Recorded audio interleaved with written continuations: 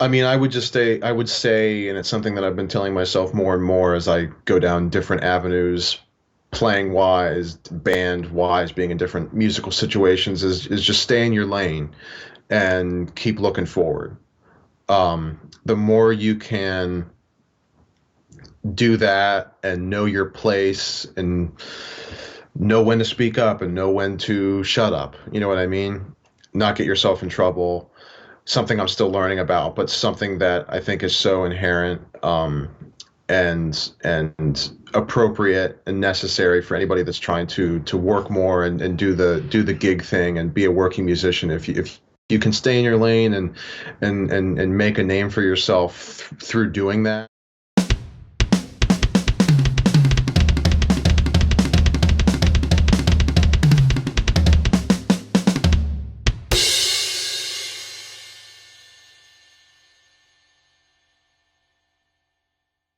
Fair enough.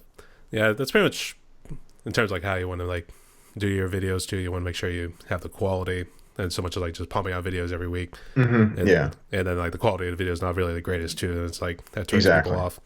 But I guess is your iPhone like relatively new? It's like one of those ones that have like the multiple lenses, and it's Yeah. I just actually filmed a couple videos in the .5 lens, so I'll see how that looks. I've been trying some things out, but I use two iPhones. One's a little bit older one that I have. I just use it as a camera. It's like disabled from service and stuff like that, but I can still, the camera works fine on it, and so I kind of set that up on the side, and my main one in the front, and then uh, I mount a GoPro in my drop ceiling above my head. So it's just three angles, but my GoPro's kind of starting to. It's a what is it? It's a Hero 3. I It's have over. It's actually over. I was It's going to have over. the Hero 8. Yeah, it's over 10 years old. I mean, it still records, but the quality is kind of on the way out now, and so I'm looking at either getting a Zoom Q2N or a nicer GoPro or something that kind of can replace it and help things look a little bit better. Because I mean, it still works. It's great. It's the mic in it sounds decent, but yeah, it's just a little old and dated looking. I'd say So the problem with the 8 is it tends to get hot after a good while too, okay. so you can't like use it for an extended period of time, but it is good for drum covers. Yeah, I've never had a problem. I can set this thing up at a gig for 4 hours and it runs the whole time. I just have to keep it plugged in, and it works great.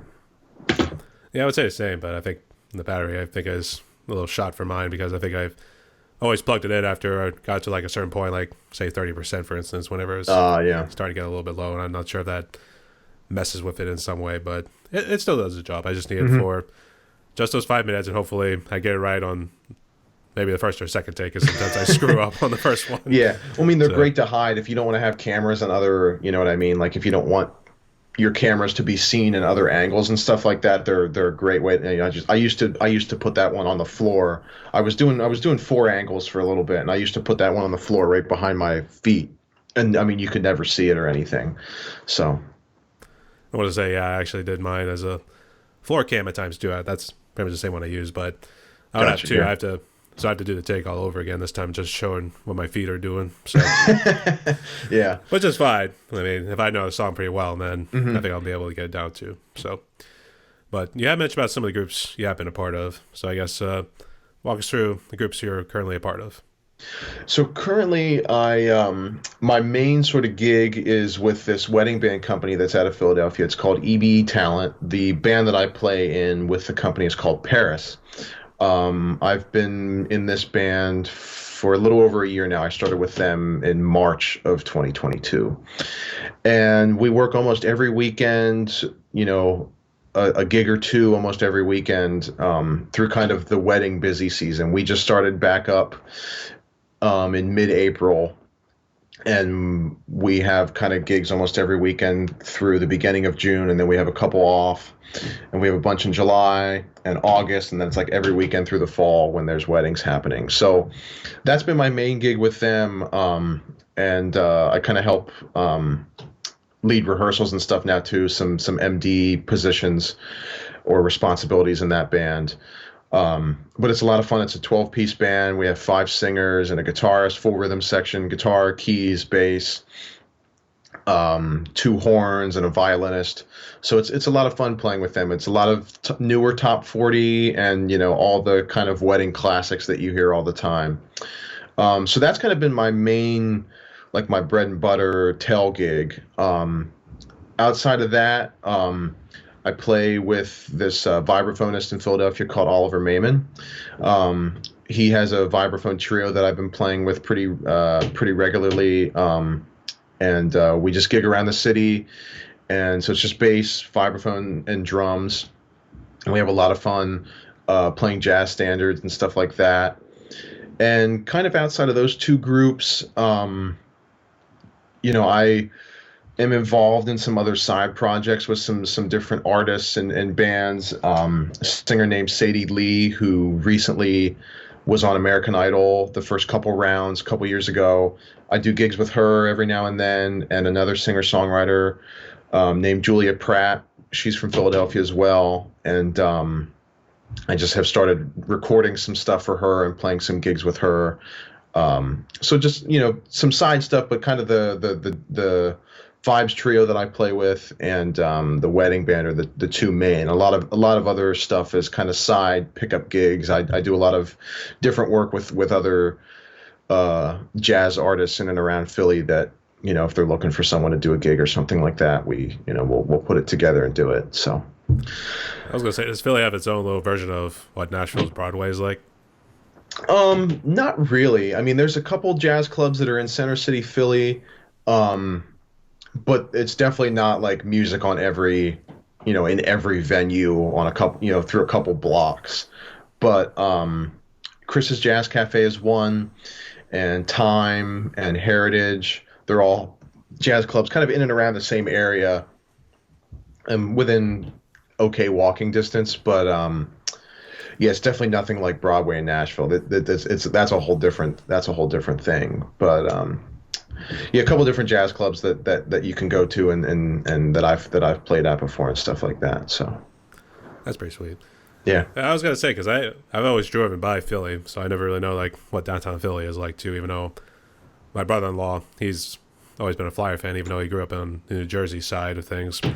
So needless to say, he's been in Philly a good number of times, but I'd never been, so I'm always curious, like, what's Philly like? But I guess, what is it like this time of the year, speaking of which? I mean, it's pretty busy right now. I mean, the summer definitely picks up with a lot of gigs, a lot of bars kind of open up their patios and stuff like that for music too, which I do a little bit of, and a lot of festivals, lots of, street closing off, doing things like that. And there's like the Italian festival that they do in South Philly and lots of stuff like that. They just had the marathon run on Broad Street a couple weeks ago, and so it's pretty happening right now. I mean, I pretty much have a gig, if not more than one, every week.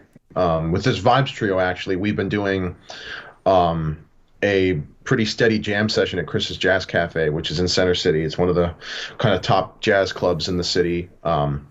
We've been doing a late night jam session there every other Friday night. I just played that last night, actually. And so people can come out and sit in and hang, and it's a lot of fun. And there's tons of jam sessions like that happening around. And you can pretty much right now and through the spring and summer months, you could go and see music every day if you wanted to, which is really cool. I can go and see, different artists that I enjoy seeing and different players and stuff like that pretty much every day if I wanted to. So that, and also swing down and get a nice Philly cheesesteak every now and again. So, oh yeah, of course. You always see people who like do their own little mimics of Philly cheesesteaks or any sort of cheesesteaks for that matter too. So I was always curious, what made Philly's like so different? Is it just in terms of taste, or are you not real big into like cheesesteaks or anything? I mean, I definitely haven't polled all of the places. I've eaten at Gino's and it's not very good. My favorites, the favorite that I've had here the past couple years that I've lived here has been Del Sandro's, which is in Roxborough. It's kind of a suburb outside the city, and it's a place that a lot of people talk about and say it's their favorite. but yeah, I mean, it's there's certain people that will tell you that you have to order it a certain way and stuff like that, and they can kind of be rude about it sometimes. They can like, come on, man, you're holding up the line. You got to tell me what you want and order it the right way so we can get it. But it's a tourist trap at the same time. There's people that don't know how to order and stuff like it's a whole rabbit hole, the cheesesteak thing. But I've had some really good ones. Del Sandra's especially is really really good. But I guess the standard that a lot of people say is that you get it like with onions and with and I could be wrong about this too, but I think it's like with onions and with like the cheese whiz, like not like provolone or anything like that, but like with like the cheese whiz sauce, I guess I think the technical like Philly cheesesteak. I mean, who knows? I could be wrong too. I don't you get real people from Philadelphia that have been there here their whole lives and they'll tell me off, but sorry if I'm wrong. No, you're good. I'm not a true Philadelphian. I will state that just fine. I mean, I'll just admit, I just asked for the food to taste good too. So I mean, yeah, exactly. That's pretty much all we ask for at the end of the day. So. Yeah, I mean, I don't prefer the cheese whiz. It's not my thing.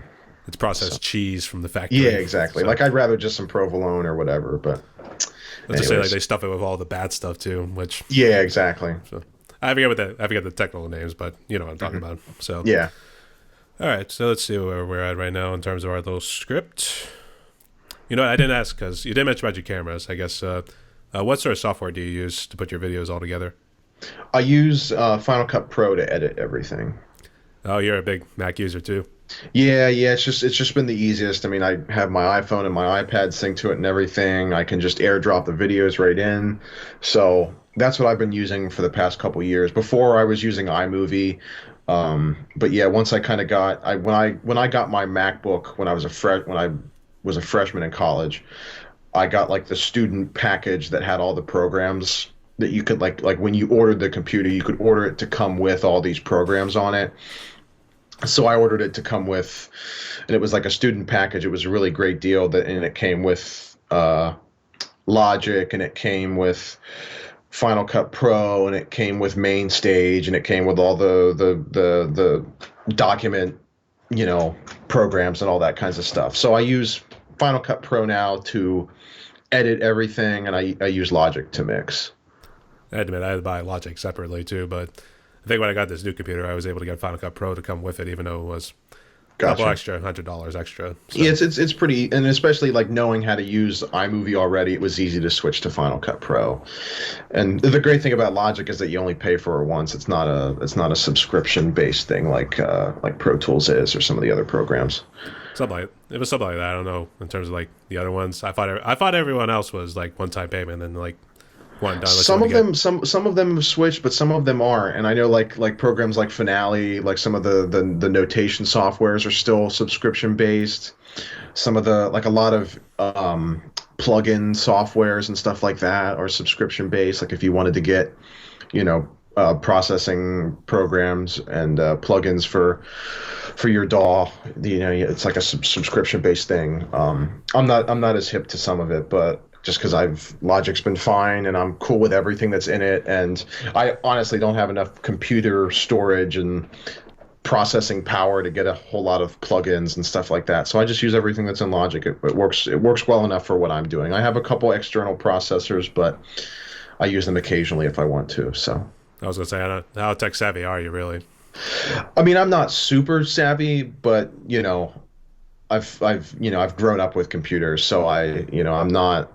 I'm a little old school, but at the same time, I can figure out how to do everything. I don't have that many problems with it. I've just because, you kind of need to know how to use that stuff now, sending files and all that kinds of stuff. If you're doing remote recording, you have to know how to make it the easiest for the clients you're sending stuff to. So, but I'm not like, I couldn't tell you what kind of processors in my computer right now or what system it's running or anything like that. I definitely look into it if I need to or have to, but I'm not super tech savvy. I want to say most of the people in our little drum community tend not to be the most tech savvy, but we at least know like it's like you know what you need to know, and that's enough. You know what I mean? Exactly. Yeah, that's pretty much how. I mean, some people are and it's to their benefit. They know what kind of computer they need to get to record. really well. Like I know Dave Weckl is a huge tech guy, and he knows all about the processors in his computers, so he can, run the best he can when he's recording and stuff like that. But to each their own. It's not as much of a concern for what I'm doing. So. Yep, absolutely. So I guess now that you graduated, I guess are you gonna go get your master's first, or are you just gonna hop into the work world and see what you can do? Yeah, I mean, for now, I've got a lot of work and a lot of gigs and stuff, so I'm just opting to work and gig. I just kind of see the Masters right now as kind of, holding me back from being able to do that more. So maybe one day in a year or two, I'll change my mind about that and want to continue to study. But I'm pretty content gigging and kind of practicing and learning on my own and just doing my thing. I've been able to kind of find enough work to be self-sufficient for the time being, and so I don't have any plan for a master's at the moment. I was gonna say, yeah, you definitely got a lot of gigs already signed up, so it's almost like sort of back to school in a way. But in other words, you just have a certain number of hours. You just have to go and go play at a wedding, or Yeah, you have do to you put play at that any time pubs? in. I'm sorry, I was gonna say, did you play at any pubs, or are you just mainly sticking to like wedding venues and other places that allow you to play on stage? Yeah, I mean, I've done a lot of cover band bar gigs. There's a lot of bands that do that down here, and occasionally I'll sub with them or some of the singer songwriters that I've played with. They'll play at open mic nights and stuff like that for venues like that. But yeah, it's been mainly weddings and stuff. The excuse me, the pay is really good for those gigs, and they keep me busy enough. But we're not just in wedding venues here in the city. We'll be at country clubs in New Jersey or in the suburbs outside of Philly, or occasionally we're up closer to New York City, or we had a gig last year that was closer to DC that was at a really fancy big like estate country club type thing. But a lot of venues like that and a lot of the ballrooms that are actually in the city are a lot of fun to play at. So those are kind of the main things, and then just the clubs and bars that have jazz gigs and stuff like that. There's some breweries that support the jazz scene and have artists play at them and stuff like that. So yeah.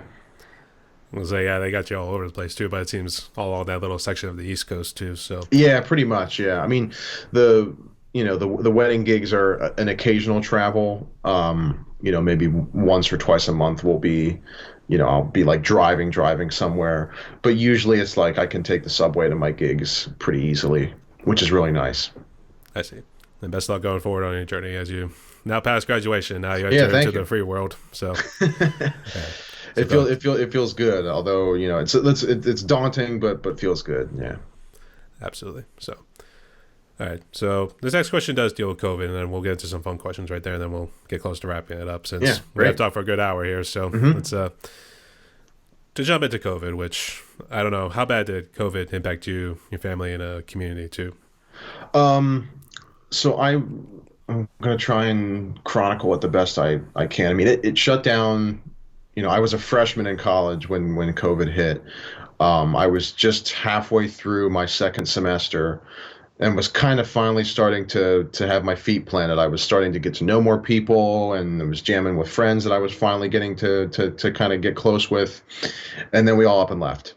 So I remember moving out of my dorm like the week after spring break my freshman year, moved everything out and moved home and was living at home with my family again, and I was doing all my classes online. And I mean, it was stressful to have to figure that all out, and all of a sudden, doing school online at home while all my family was also online and at home and working. And my brother was a sophomore in high school, and my dad's a high school teacher. So he was teaching all day online. My brother was doing school online. I was taking my drum lessons online. You know what I mean? And so there was a lot of battle, like in the beginning, figuring out how to kind of balance all that stuff at home. But I kind of took most of it positively, and tried to see the light in the fact that I was at home and I could just shed. I didn't have to worry about getting to gigs and stuff like that. And once school was over in May of 2020, it was just, I had the summer completely free and open. And so I spent a lot of time recording covers for my YouTube channel and practicing, and, was ready for that next school year. that was really pretty dark.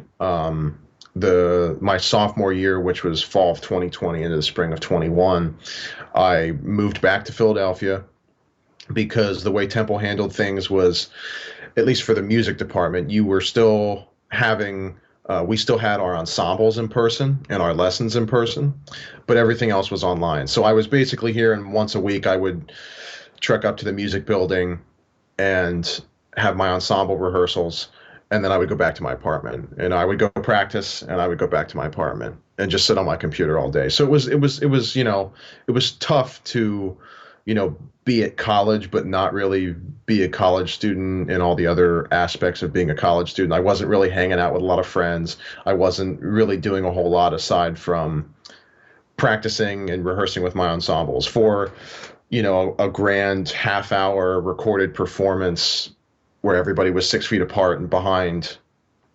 plexiglass. It was a really interesting time, and I learned a lot just about, not just like playing and drumming and stuff like that because I had so much time to practice, but also about myself and kind of how to handle the stress of that and how to handle just kind of like a dark side of myself that I was left with because that was it. But as far as like impacting my family, I mean, we all, everybody had to adjust to being at home and all that kinds of stuff, but we all fared well. And I think everybody's kind of a better person because of it, or at least I would hope or think so. I certainly, I don't think I would be as good of a player, and I'm not trying to tote myself, but I just had so much time to practice during like those 2 years, and it was all I did. And so, because I took advantage of that time the best way I could, I mean, I could have been a lot more down on myself and just sat around and said I had nothing to do. And instead, I spent late nights practicing and spent my afternoons practicing. And I sat and listened to music a lot and just really immersed myself in the jazz studying that I had to do. And I think it's reflected in the way I sound now and the way my playing is because I spent a lot of time practicing through that time. So there's the good and bad, but I try to look at it being more positive than anything else. Yeah, the second part of that question was I always just like, what sort of blessing in disguise did COVID kind of Yeah. give you, which you did touch on, and it did allow you to be a better player, I guess. Did it also allow you to jump into more YouTube, or did you just kind of more do spend your time practicing? Yeah, I mean that was so like right when I finished my freshman year at home, like May of 2020, I invested in some more recording equipment because previously I was recording with a little USB uh, mixer, and so everything was just being fed into my computer through one channel. I had a couple mics, but I invested in a mic pack, an Audix mic pack, and I invested in the Scarlett 18i20, which is a great interface that I still use, and figured out how to actually properly record. I wasn't just, one channel with three mics going into my computer. I figured out how to do all the mixing and processing and all that kinds of stuff. So that, I mean, that was the other positive. I could actually, have a working recording setup and reflected in my YouTube videos and eventually in some recordings that I was able to do for some music that's out there now. So that was the other thing. It did help me kind of kickstart the quality of my YouTube content. I would say, yeah, I also used the Scarlett 18i20 as well. That was the first Great. Yeah, I interface mean I it's a bought. it's a great interface, and gets a really nice natural sound out of the drums. It does, but even though I haven't really used it for like extensive use since I always rolled the electric kid. Gotcha. But you know what? It is good to have around in case I ever do get to that point eventually. But she does a job. In fact, she helps with these podcast videos too. So Awesome. that's a big help too. And did you have any brushes with COVID, or were you pretty much okay up until now? To my knowledge, I never had COVID, but who's to say that I had a cold at some point and never really tested myself, and it could have been COVID. I have no idea. I haven't had a COVID test since fall of 21 or spring of 21. We were supposed to be testing every week when we were at school, and so I was doing that my sophomore year, the fall of 2020 to 2021. So we were testing every week and all that kinds of stuff. They had the free testing in some of our buildings on Temple's campus, but I've never really been super sick. I've always tried to take care of myself health wise. And so like I've had some colds and stuff like that since then, but never been majorly sick and never had a reason to test or know if I've had COVID since we've known of its existence. So I'm here. I'm alive. That's all that matters at this point. So that's what I say to people about living in Philly too. I'm here and alive. People are always like, "Oh, living in Philly." It's like I don't have any bullet holes in me. I'm fine. You know. That's good to hear. And good to see you made it through, mate. All right. Yeah. Good to have you along on this journey too. So yeah. All right. So now we got the depressing stuff out of the way. Let's get into some fun questions right now. So, or like coming up on this half hour, that sort of thing. Great. All right. So for fun questions right here, you say you're 22, but I guess do you drink alcohol at all, or do you kind of stay away from that? Mm-hmm.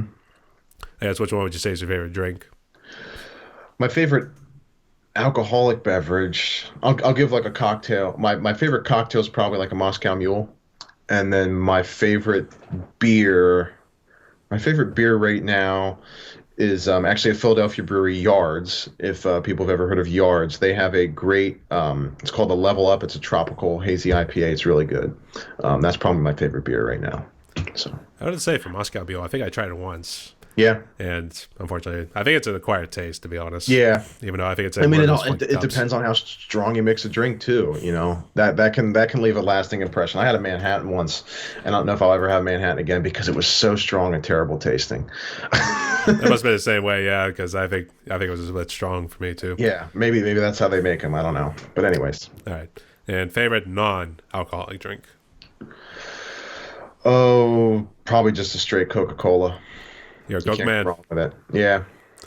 I've always thought about doing the jokes because of the obvious. People use the term like Coke and cocaine, that sort of thing mixed together. So just have it right there. Just put cocaine listed right there, and just like look like you're drinking it too. Yeah.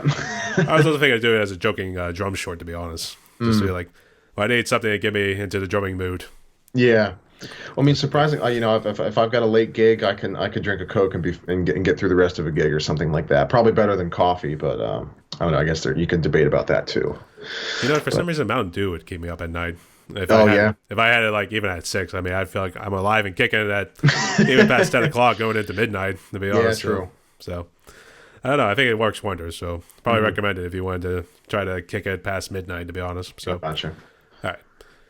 So the next two kind of deal with your drum covers, but was there ever a song that was too tough for you to play? Did you either give up or did you come back after a while to finish it? Too tough for me to play. Something that I had tried to work on for a while and then haven't come back to since, because I never found the time to, was Squib Cakes by Tower Power. Okay. It's like a 7.5 minute long instrumental piece. I mean, there's a lot of harder drum wise songs. I mean, you could talk about La Villa Strangiato by Rush or something like that. But I remember trying to work on Squib Cakes at once, and I was like, I'm going to do this as a cover. And I got about halfway through it and then never went back to it.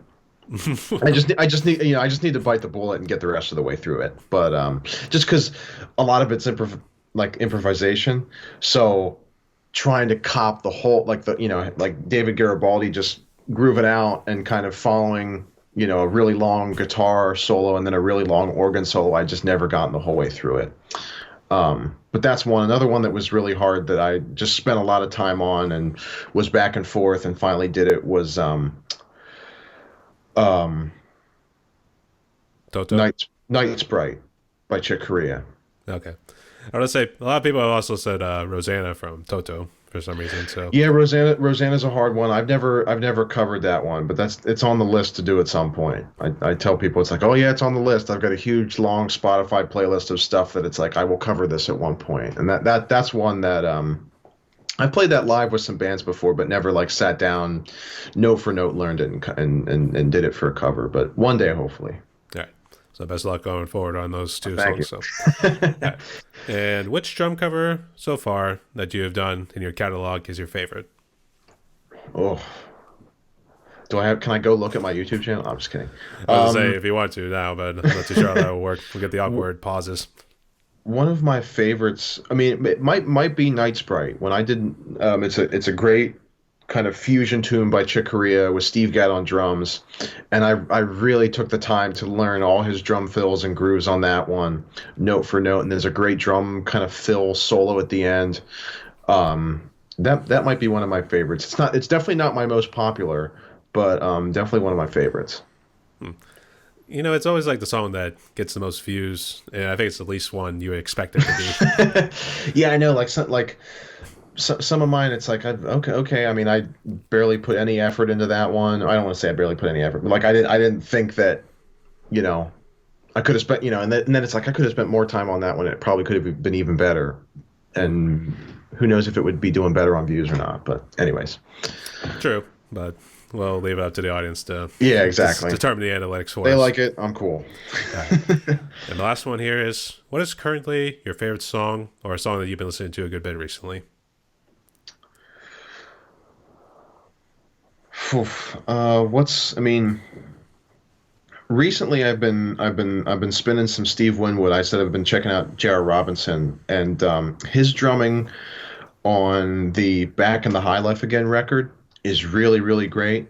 And the lead single, the first tune that's on that album, Higher Love, it's like an '80s pop tune. But if you haven't checked out his drumming on that, it's really cool. It's another song where like it's kind of like double drums, like he overdubbed a lot of drum parts, and there's a cool percussion sequence part on that. But his drumming on that and the drums sound really great.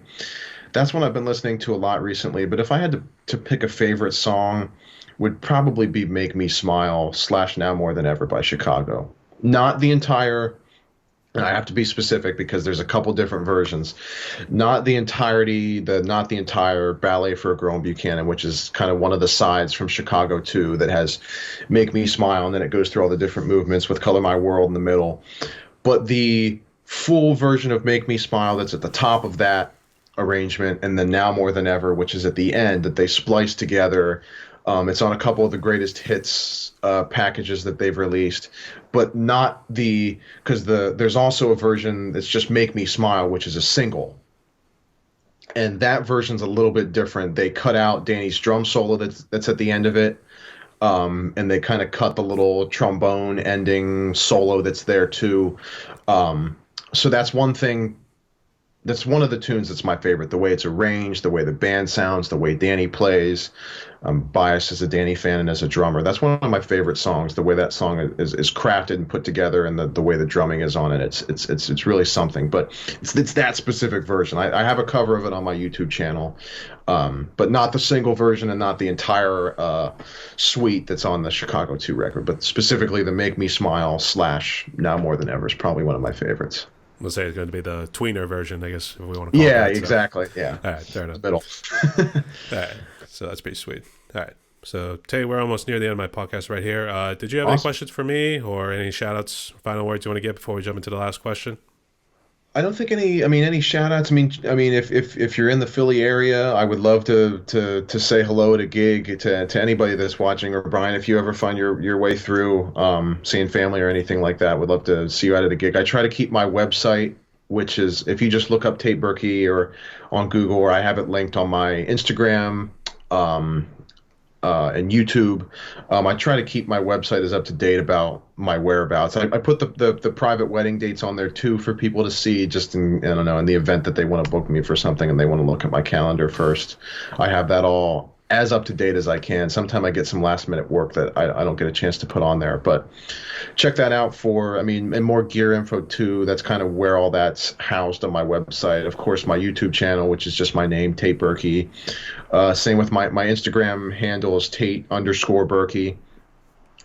If you want to kind of keep up to date with what's going on week to week with what I'm doing, I try to like post all that stuff on my story, and I will put some videos up occasionally. I'm still kind of figuring out the whole Reels thing on Instagram, but I'm trying to stay as current as I can with that. It's always a new update, and you got to figure out how to configure your posts differently. But that's on my socials. If you check out the wedding band company that I work with, we release content every now and then.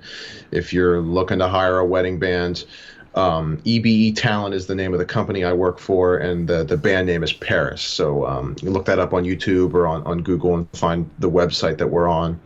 And the other thing is the original music that I've done for and the original the original, excuse me, sorry, the original music for a couple different artists that I've worked for. I mentioned Sadie Lee and Julia Pratt. Check both of them out.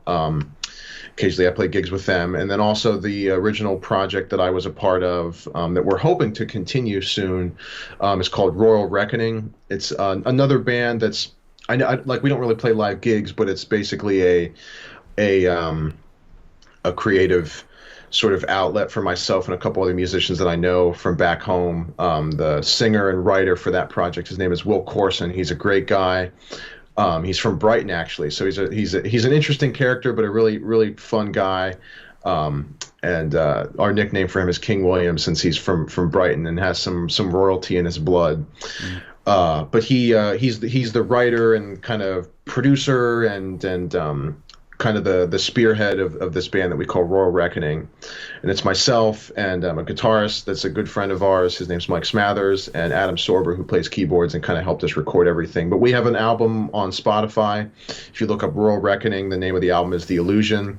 And we've got some other music in the works that hopefully sooner or later we can release as a second record. But that's kind of the most recent original project that I have out. So if anybody wants to hear my drumming, not just emulating someone else's drumming, that's the best way to hear it. But yeah, I mean, if anybody finds themselves in the Philly area and would like to get together or hang, or I'm always up for doing Zoom or Skype lessons. And I teach in person privately as well for people that are in the area. So would love to get to know more people and say hey, and same to you, Brian. If you're ever around or find yourself in the area, come out to a gig. We'd love to say hello. Absolutely. I'll make sure I look you up. But I was also going to ask, did you want to be a drum teacher? Which you did answer right there. There you are. Yeah, I've taught lessons on and off since I was in high school. For a while I was kind of taking students, overflow students from my teacher that I was studying with in high school. And so I had a couple private students when I was like a junior and senior.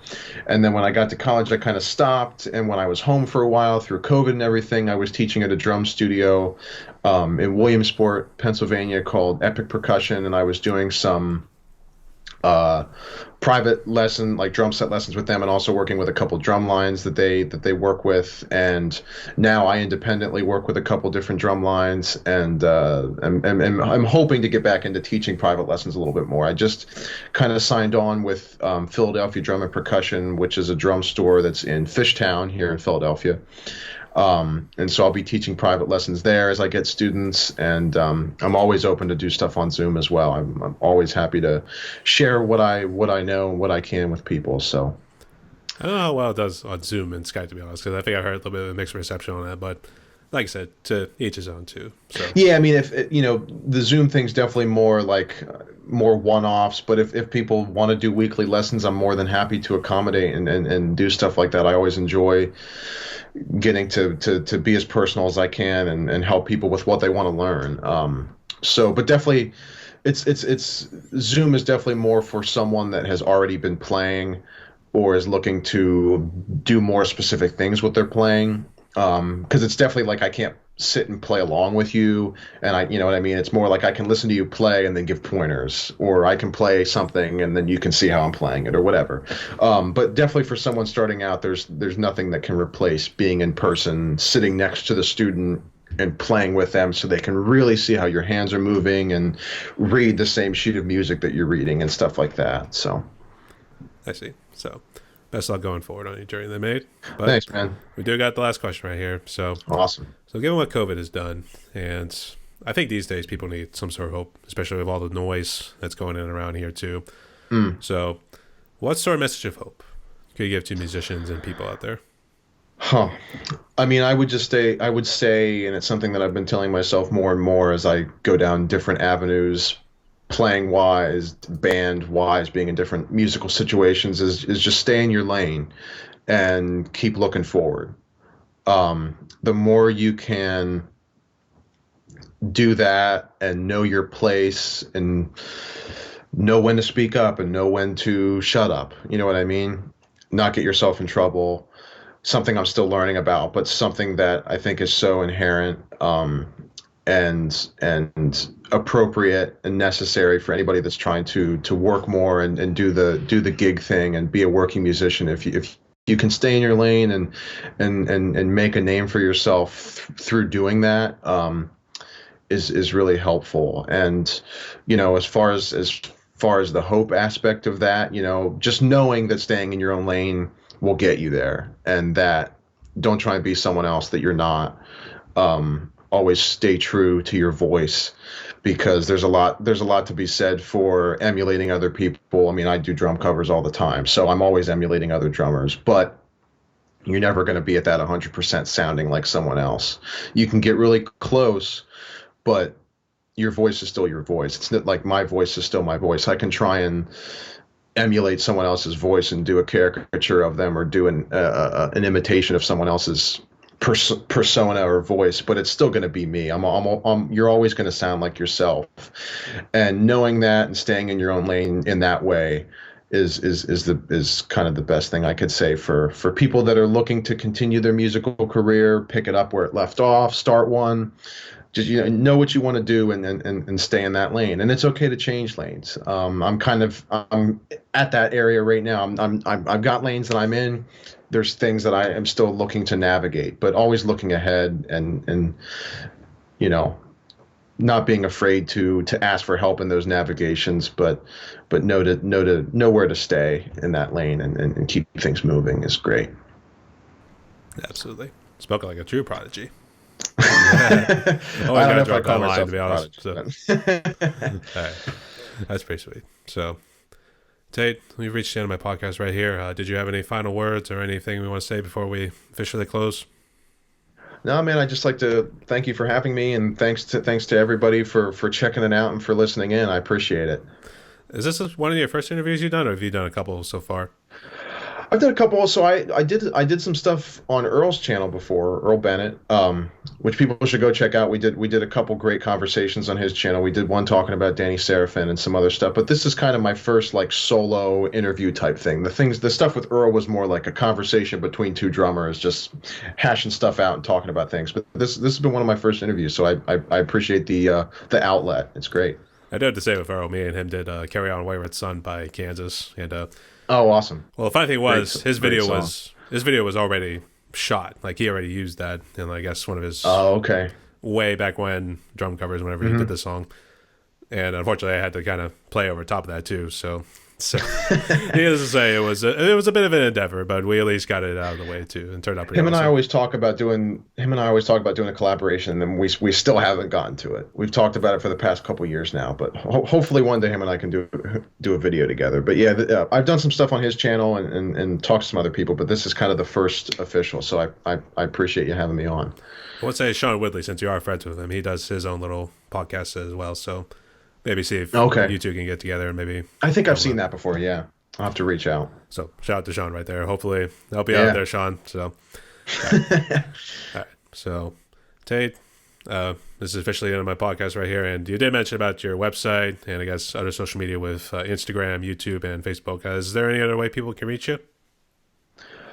I mean, they can get my email address if they want to send something over. It's just berkeytate@gmail.com if they ever want to reach out about anything. But I mean, you can add me on Facebook and shoot me a message there. I have Messenger on my phone, so I can always see stuff there. Same with my email, and same with my Instagram messages. I'm always checking that stuff, and keeping as in touch as I can. So, same with you, Brian. You're always welcome to reach out, and would love to stay in touch and whatnot. Absolutely. Well, eventually it would be nice to get everybody, because I interviewed good people out of Philly already, so maybe it would be nice to get us all Yeah, together that would be a fun hang. with like a live stream game show or something like that. So, That would be a lot of fun. That would be epic. all right, I'll have to figure it out at some point, but I'll figure it out after my break too. So I'll stay in touch. So, all right. Cool. Sounds Everyone- good, man. I appreciate it. All right, everyone. My guest today was Tate Berkey, hailing from Philly. He's going to be taking some shows this summer, and wish him all the best of luck going forward. I don't know which venues he's going to be playing at, but it looks like he's going to be conquering that little section of the East Coast right there. So make sure you go hit him up on I'll his be all YouTube over channel. the place. Yep. So hit him up on his YouTube channel. Check him out on the socials. And Tate, thank you again so much again for coming on. Stay safe. Stay tuned, y'all. Send you, Brian. Take care, bro.